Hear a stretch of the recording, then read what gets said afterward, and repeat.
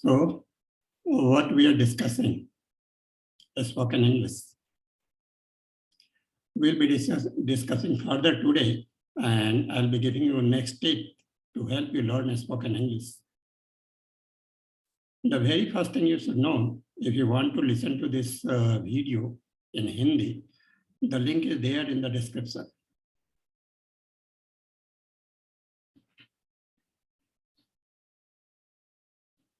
In my first session of this spoken English, I told you that the job market is highly competitive and it is continuously evolving. Have you noticed that? Many of the jobs that you see today would simply disappear in 5 to 10 years of time. Why this will happen? This will happen due to globalization and technological advancement. Whether you like it or not, it will happen. Don't think there will be less job in future. The job market will actually grow, but the nature of job will change. Look at this example. You see the drone technology. This is one of the newest technology, and this is being used in various fields: construction, photography, entertainment, distribution. In various fields, this is being used. So you think, so when the drone arrived, it has taken job of some of the people who were doing the job earlier. That's true, that has happened. But at the same time, what other things have happened due to the arrival of drone? Because the drone cannot be operated by any person. When it is used in different fields, like you say the photography, in construction, in a rescue operation, there is a specified person requirement who can operate the drone in a certain manner. So different types of pilots are required to operate the drone. So some of the job has gone, but at the same time, the more people have been needed to operate those drones, right? And at the same time, since a drone is a machine, so technicians are also required to operate, to maintain the drone. And most importantly, many manufacturers have come up. Those manufacture the drone for different purposes. So it has generated lakhs of crores of jobs, actually. So due to the arrival of this drone technology, the job market has not shrunk actually, this has grown. So that happens with any technology, with any science and technology. When the new technology arrives, some of the job has been taken because those things are not required now, but many more jobs come up, many more new jobs. But the nature of the job will be different. So those jobs will go only to those people who have the knowledge and skill required for that kind of job. Similarly with computerization. When the computerization happened, there was a lot of hue and cry. The people will lose job, there will be no job. There is already so much of unemployment. What is the use of bringing this computerization in the office space? But what happened actually? The computer came, it took out some of the jobs, the low-level jobs, the repetitive jobs. Those were taken out. Those things were not required. The computer was doing all those things. But at the same time, it freed the people to take up the job, which are high-level jobs, more complex job, and more where the people are required to think a lot. So those kinds of job it generated, and those jobs will went to the humans. So the job market actually grew. It didn't shrink. So my point is this: when any new technology arrives, the job market actually grew, and it will go to only those people who are knowledgeable and skilled enough to handle those kind of jobs. Only those people will be getting those jobs. Others will be left out. So if you don't upgrade yourself continuously, you will become a loser in future.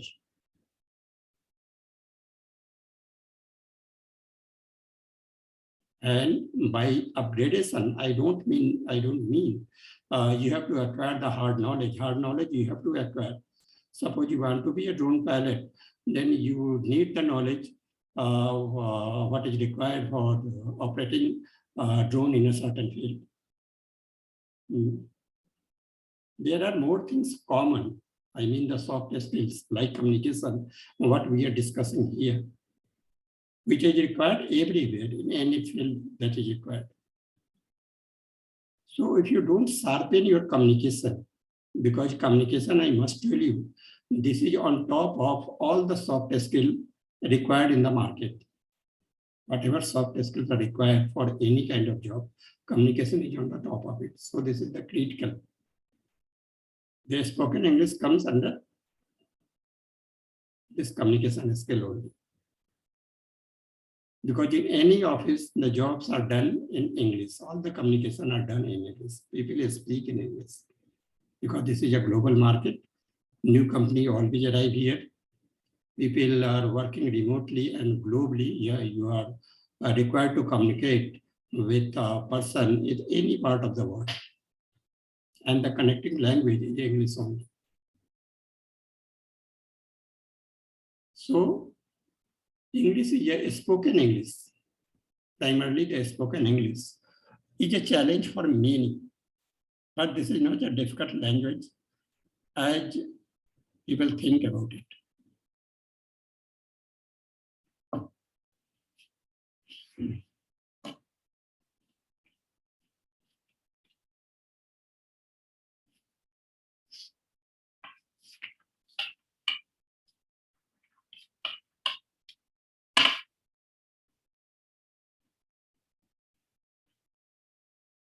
Just look back at your life.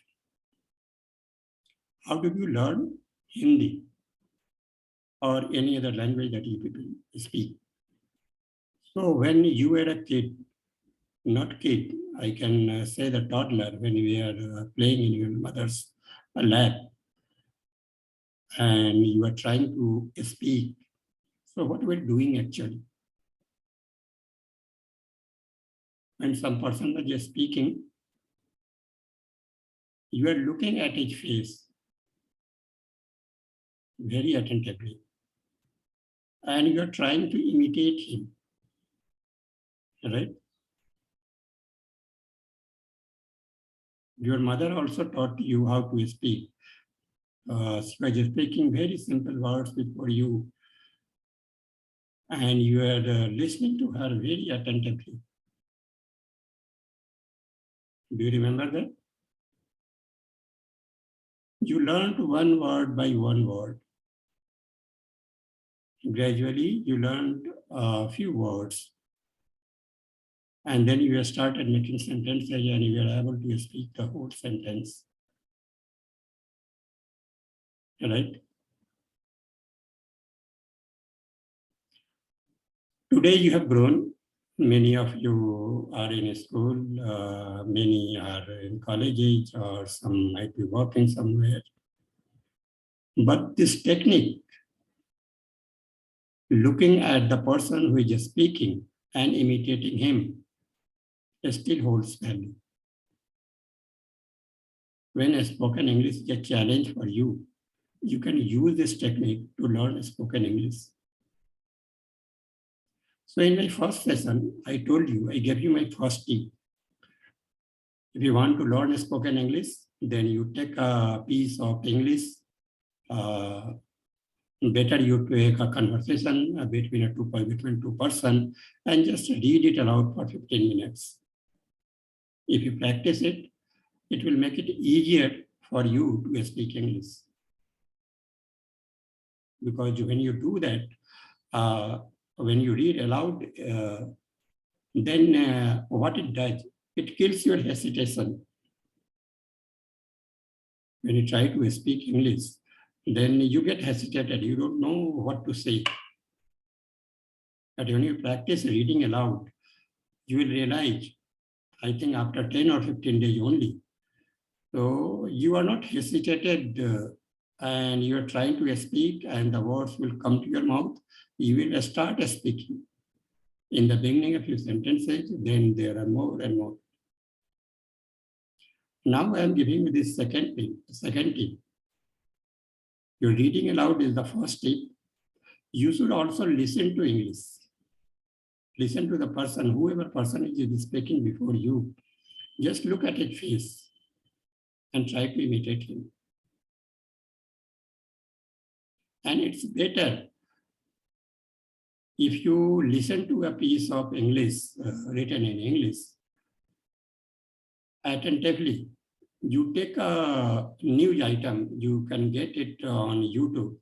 There are millions and millions are there. And put your headphone on and listen to an English piece for 15 days. Attentively, the way you listen to song. You won't learn only the English language. There is a lot of things that you'll be learning when you do that. You will learn the vocabulary. You will learn the grammatical structure. You will learn the pitch. And finally, if you will learn the interpretation, what the news anchor is saying, which is the interpretation is the ultimate objective of effective communication. Right? Why I'm talking about a news piece actually? Because a news anchor speaks very clearly. The diction is correct. All the word the person will pronounce correctly. The person will always speak on the same pitch. That's the pitch.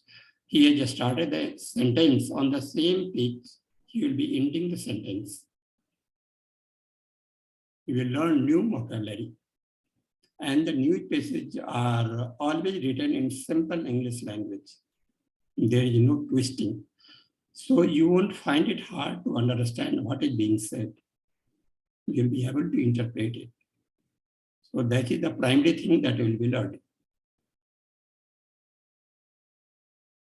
You are getting my point?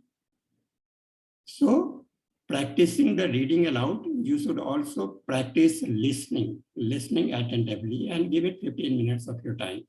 No much time is required actually. 15 minutes is more than enough.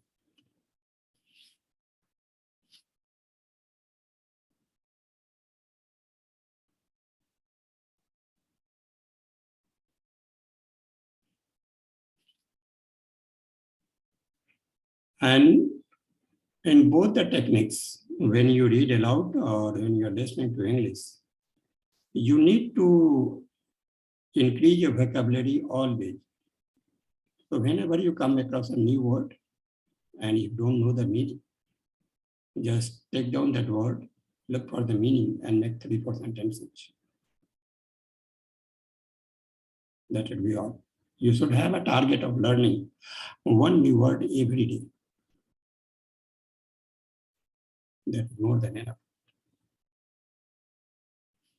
And this technique is applicable not for learning English language only. You can apply these techniques to learn any language. If you have the basic knowledge, if you can read that language and you can write it, you understand it, but you are not able to speak it. These techniques will help you learn it speaking. So this is my second tip. You can do it by yourself. Just try it. And if you face any challenge, just write in the comment section. I'll be getting back to you. My best wishes to you. Try it for some days. Give it 90 days time. You don't need to go to anywhere, meet any person.